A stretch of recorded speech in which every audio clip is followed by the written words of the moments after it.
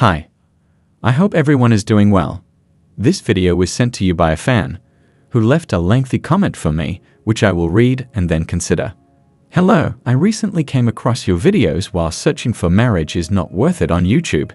When I saw your video, I instantly became a lifelong admirer. I kept asking myself while viewing that video, is this guy talking about my life?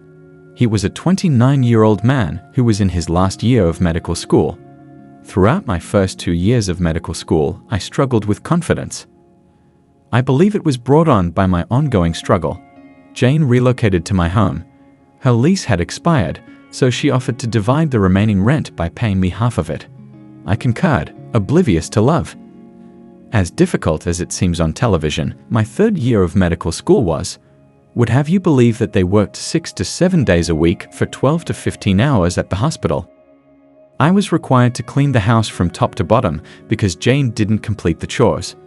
Jane's working hours fluctuated and she started acting sluggish. However, she made her rent payment on time. In the end, she acquired pets. She expected me to take care of and pay for them because she couldn't. She used to slash herself on her thighs when she was having very difficult times. She declined to discuss her issue with a psychotherapist or psychiatrist. She would visit a psychiatrist to fill her prescriptions for Xanax and adrenaline. She would consistently receive more Adderall than she required in order to sell the leftover medications. I learned that she had a heroin addiction after having an opiate addiction first. I requested that she go because the rent payments had ceased coming in. Until she had enough money to pay her late rent, we fought to make up. Throughout it all, she resisted getting help for her addiction issues. She had had enough of her science major a few months back. Despite being a super senior, she had poor study habits and had failed freshman chemistry 4 times. I attempted to assist her with her homework whenever I could and informed her that chemistry wasn't a subject where you could prepare the night before and still get an A, but she never listened. After talking about our future, we had our last major argument. I informed her that she wasn't emotionally stable, thus I wouldn't marry her.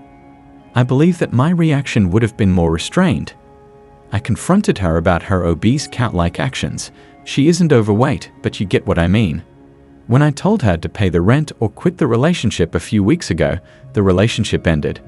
To deal with her leaving, I had to take some time off from my clinical responsibilities, but it was worthwhile. My attending doctor, Romari Tones, was reprimanding me, but after I explained my circumstances to him in a one-on-one meeting, he assured me that he understood and would not report my absence from my responsibilities to the School of Medicine. Men who work full-time are nonetheless reprimanded for not doing enough housekeeping, cooking, and cleaning when women order them to. Man up. In essence, ladies are transferring their problems onto a man's mentality. They want to tell themselves to woman up in secret, but it's simpler to blame men for their issues. All of this is effort. My suggestion is to not feel guilty about leaving Jane. Before they recognize how awful they are, women like her need to reach their breaking point. She probably has narcissistic tendencies. Before she matches, she needs to wind up on welfare or homeless and living on the streets. People with narcissistic personality disorders, in my buddy the psychotherapist's opinion, only have themselves to blame when they fail. And they begin to examine themselves, recognizing their errors. People claim that because society prevents them from reaching their lowest point, ladies don't wind up on the streets. I assert that both men and women experience a low point. Imagine, for example, that people could only live off the money they earned, with no inheritance or scrounging from others allowed.